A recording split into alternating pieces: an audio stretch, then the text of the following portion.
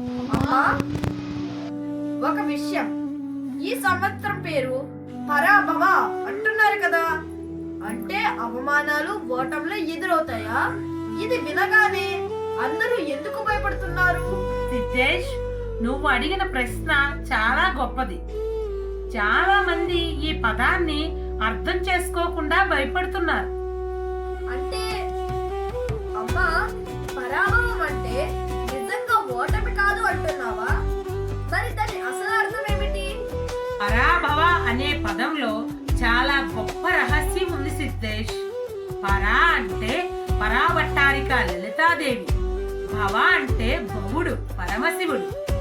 అంటే ఈ సంవత్సరం పేరు పార్వతీ పరమేశ్వరుల అనుగ్రహం కలిగిన సంవత్సరం అని దాని అర్థం.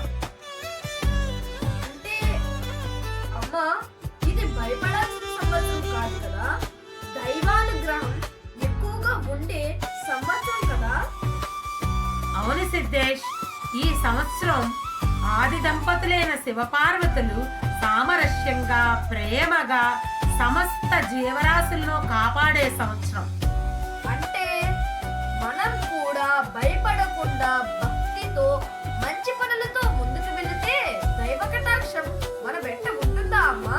ఖచ్చితంగా సిద్ధేష్, పదానికి అర్థం తెలుసుకుంటే భయం పోతుంది, భక్తి పెరుగుతుంది. పరాభవం కాదు, పరమ దైవ అనుగ్రహం వచ్చే సంవత్సరం.